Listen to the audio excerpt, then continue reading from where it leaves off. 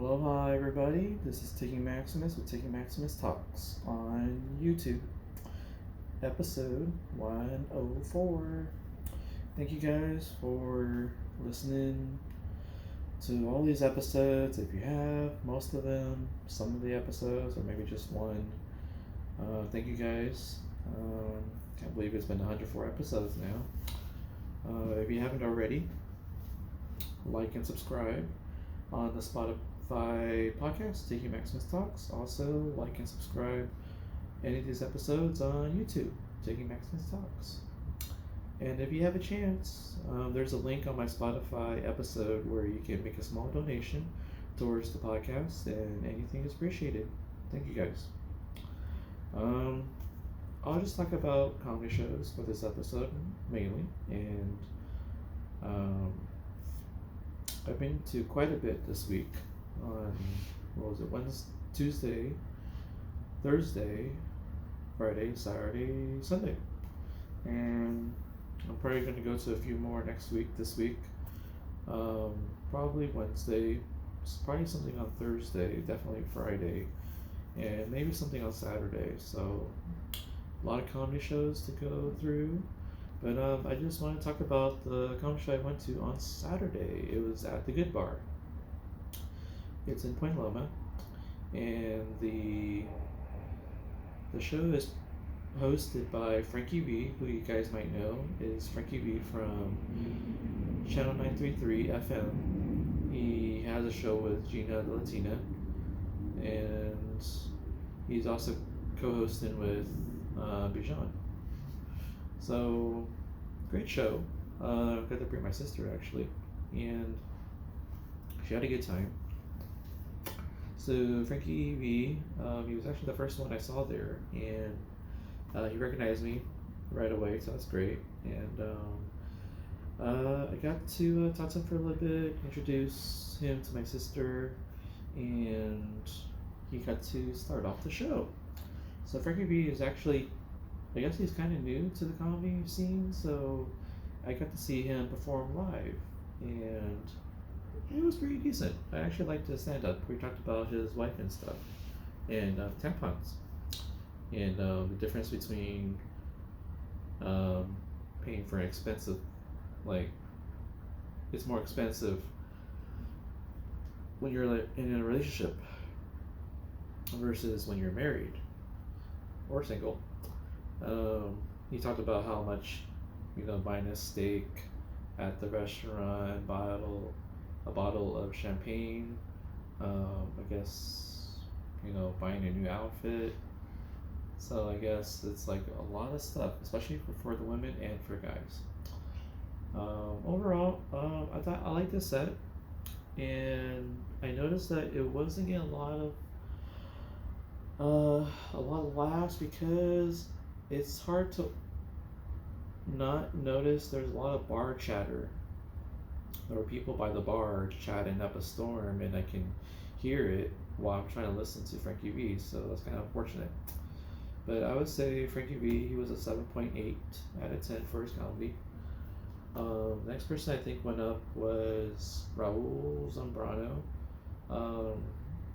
Good friend of mine, great comic.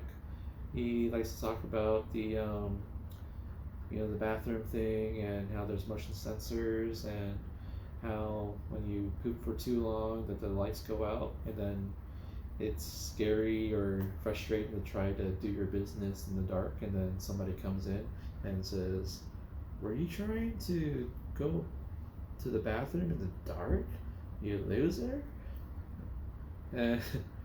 But yeah, he was doing this motion with his hand, like doing the wave at a sporting event, and you can't get the light to acknowledge that you're making a motion so that the lights will turn back on. So I thought that was funny.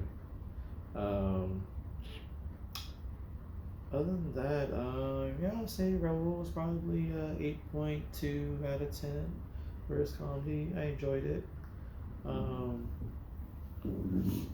Let's see who else was there. Let's see. Clint Blackshear.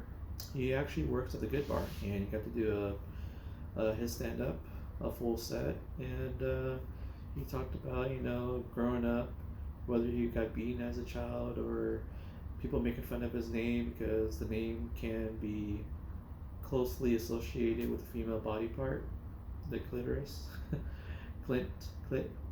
So yeah, he talked about that, and he got a good laughs from the crowd. So I thought he was like a pretty decent set, and I liked his comedy. So he's a cool guy. I got to talk to him before when Rafa Camargo had his farewell show at the Good Bar, and we all came out to say goodbye and enjoy a good show. And that's where I met Clint. So I would say Clint, his comedy was I would say an 8.2 as well. I think next up was I think it was a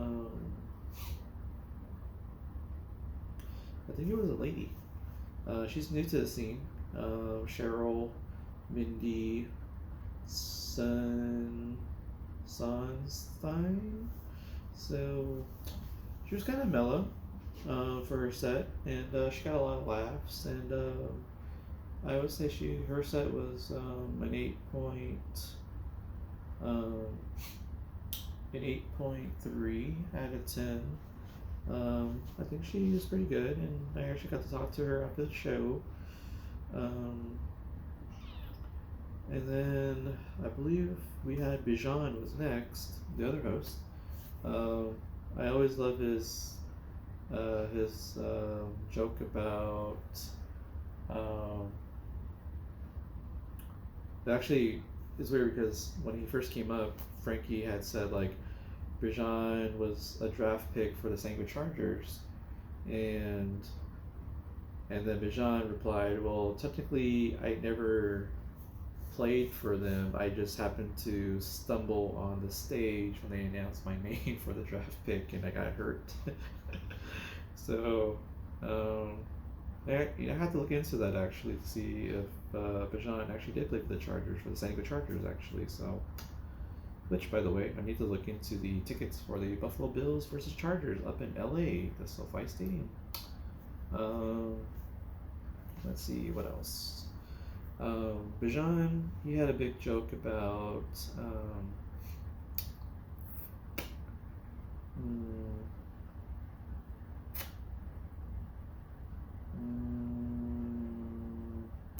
yeah, he talked about how him and his buddies went to a bachelor party in Vegas, but there's always that one guy in the group that always parties too much, drinks too much, and he said that he knew that the very crazy friend they have in their group had talked to this girl at the pool in Vegas, and he happened to slap her butt, and then didn't realize that the boyfriend was right behind her, and so all of Bijan and his friends were trying to say like, "Hey, you can't do that. You're gonna get into a fight, argument," and then Bijan says like, "Well, we feel like we're gonna have to kind of step in and actually stand on the girl's side because you're trying to be an asshole." So Bijan said that, well, his friend John got roofied and he slept through the whole thing, and Bijan says that he was the one who put the roofie in his drink, and so the guys had a good time while their friend was sleeping off the roofie. Everybody laughed at that, and then Bijan was saying that imagine that he's driving to Vegas or driving from Vegas, and you have like the alcohol and the pills, the roofie pills, in the passenger seat, and you get pulled over with the police, and the police will be asking, "What is all that? The drink and the pills?" And then Bijan would have to explain like, "No, these pills are not for women; they're for guys." And we just did it just to have a good time and stuff.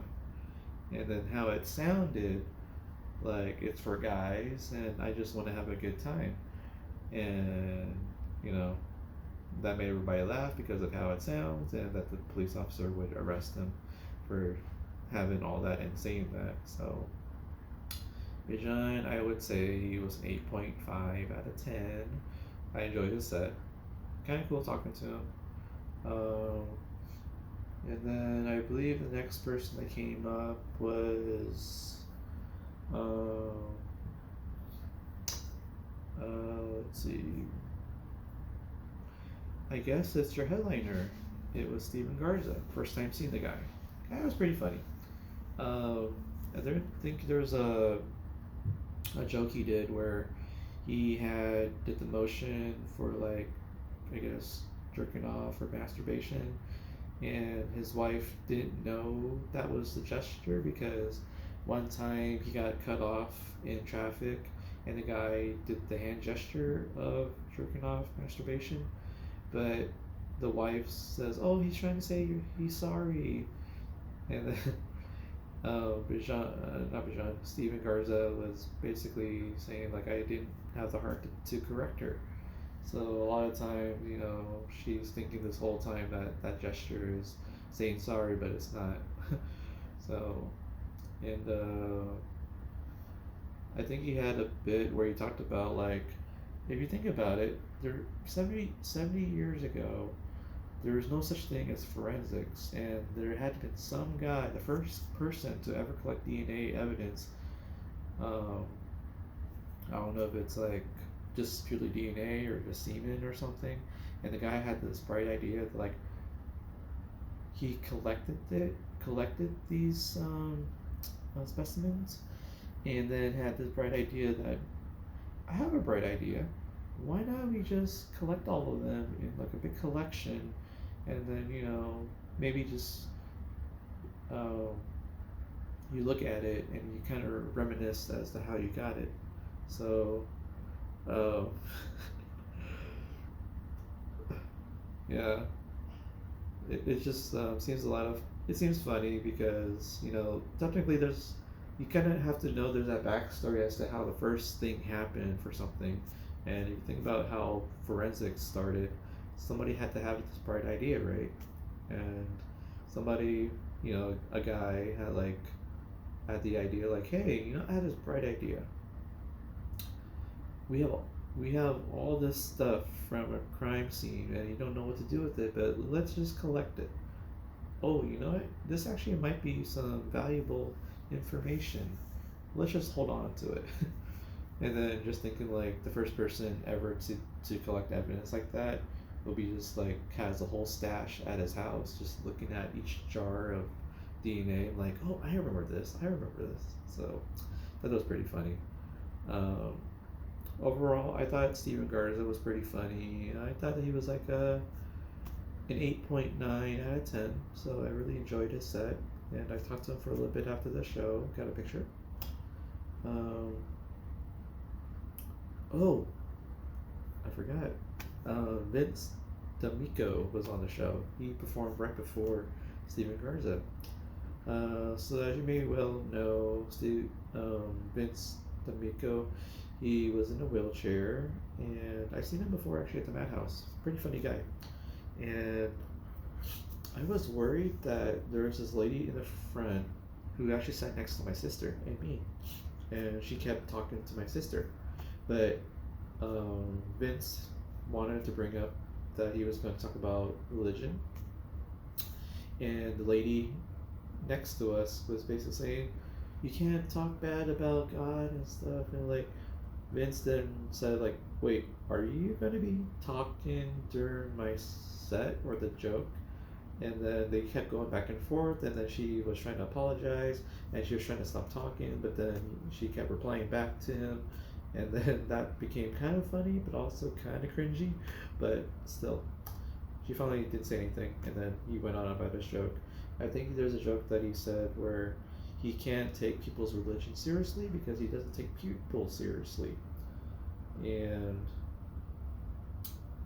the whole set, it was pretty funny. Everybody laughed quite a bit, and almost the entire room. So I would say that he was like an 8.8 out of 10. So, and then Steven Garza went up, did his thing, 8.9. So I got a picture with everybody actually. So everybody's pretty cool. I got to introduce my sister to everybody basically.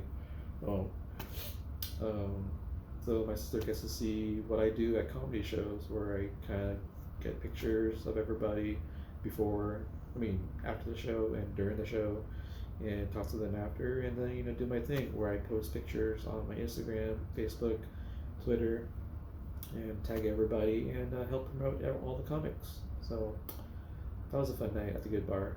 And then Sunday night, last minute show, I got invited to go watch the Model Majority Asian American show at the Mic Drop. I decided why not go. I actually like to see Natasha do her shows and stuff, Natasha Collier. And she came up first. She asked like what other ethnicities were in the room, and I said out loud Vietnamese. So she said that she's half Vietnamese, so I like, we had that kind of bond, and it's kind of cool. I enjoyed her shows. When she did her set, she has her thing about the tilted uterus, so she likes to talk about that. I felt that the room was probably like was kind of laughing for some of her stuff, and I guess Natasha, I would say her set was probably an 8.1 out of 10. So, and then next up was Mikey Perry. He had his usual jokes, but then the one joke that I knew how it was going to end, but he never got to do the joke completely because there was a couple in the front that was actually more of an on and off couple because they have kids, but they went on a date together, but like they're not technically together because one of Mikey's jokes was, "Sir, I know you probably had a lot of exes, but in your mind, do you have your favorite ex in your mind right now? Can you picture her right now?" And then the lady said, like, "I'm his ex." Like, and then everybody was like, what? You came to the show together, your exes?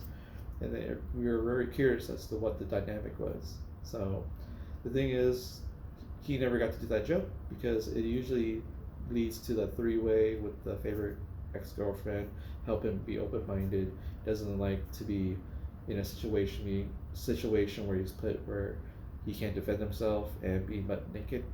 So doesn't like that tension from the other guy. So honestly, I actually like that joke, but he never got to do the joke all the way through because the couple didn't let him, because they were supposed to help him lead into the joke and finish it, but he had to get off stage. So that was kind of unfortunate. But he was trying to do mostly crowd work, so I thought that Mikey was more of a 8 out of 10. So next, I believe I saw Ellie Rickler. I'm glad I got to see him again. He had a cool set. He talked about Roadhead, and then said that the girl that he was with was mad because, asked him, "Why are you gonna be like that?" I'm like, "Well, we're in an Uber pool." So everybody laughed at that joke. I like that one. I actually thought that Ellie was more of a 8.45 out of 10. So he was pretty cool. And then we got Diana Hong. So first time seeing her, she said that she's a lesbian, has a girlfriend of 8 years, and had to clarify that she's a lesbian and that she's into girls. Even though when she said that she has a girlfriend, but then emphasized to make sure to say that the other girl was into girls and not to guys. So, and then I guess there was a lesbian.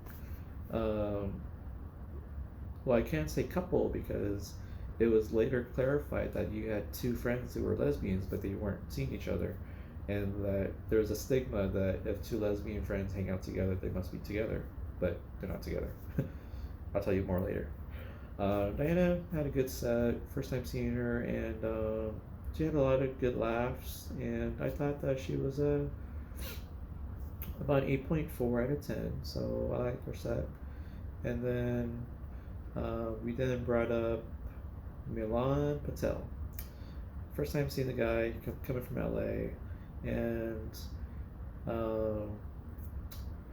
he talked about how he went to Starbucks, and because his name is Milan, the barista had to ask, "Are you Italian?" And then like he was going about like I don't know what it is because the script of a conversation like that was a little bit off script, and I don't know what it is. Like, do you do something in your Starbucks orientation where you need to remember the order of the customer, and that you can talk to the customer, but like somewhere in there, like you have this idea that you need to ask the customer the ethnicity because of their name. So that got everybody laughing because of that. So I thought Milan Patel, I thought he was pretty funny. I would say he was an 8.7 out of 10. And then we have your headliner, Dauood Naimyar. Um, Guy was really funny, and I once said something because he had asked like, "What do people do in San Diego?" And I said Padres, and I'm talking about the San Diego Padres, but he says that he doesn't really know sports, and he thought that I meant Mexican dads. So, and there was a Mexican dad in the crowd, so like he connected the two. So, he talked about dating and stuff, dating apps, and like he said like what is that one requirement most women always say in their profile? Everybody says it has to be 6 foot tall, and um, and at this point, he thought that the lesbian couple, which wasn't a couple, he then found out because he asked questions doing his crowd work that, oh, they're actually just two lesbian friends just hanging out. They're not actually together. So, kind of like, you know, kind of correct that assumption, stereotype, I guess. So, overall, I thought that he was pretty funny. I would say he was an 8.85. So I enjoyed his set, and I got to talk to him for a little bit after the show. And I told him, all the shows I've been to, who I know in LA and San Diego, and hopefully I see him more. And I got to saw a little bit of his schedule, so hopefully I'll see him again. Overall, a great comedy week, especially Thursday, Friday, Saturday, Sunday, and a decent open mic at the American Comedy Company on Tuesday nights, which is free, $5 happy hour. So, so yeah, I'll talk to you guys more again soon. I'm going to more comedy shows next week. One at Carlsbad on Friday. One at the Mic Drop again on Wednesday. I think I'm going to a show on Thursday somewhere, and probably a show Saturday night. So a lot of stuff to go through and more sports. And if I hadn't said it already, San Diego Padres, they blew out the Nationals on Friday night. They won 13-3, and this is following them blowing out the San Francisco Giants 10-0 to end their series. But then when it came to Saturday, Sunday, the offense wasn't there. They lost 2-0 on Saturday, and they lost 8-3 on Sunday. So a lot of inconsistencies. I mean, the pitching can do well most days, and the batting will be feast or famine. But I'm just waiting for them to put it all together and be consistent, But we'll see what happens. And one more thing, I did get to watch the Josh Emmett versus Ilya Taporia fight. That was a great fight. Taporia won by unanimous decision, and one of the judges' scores was actually 50-42. I'd never seen that before. That's, wow, dominance by Taporia, and I hope he gets to be champion soon or get a title shot in the 145 division. So watch out, Alex Volkanovski. Alright guys, I should probably get back to my stuff, back to work, and I'll talk to you guys again soon. We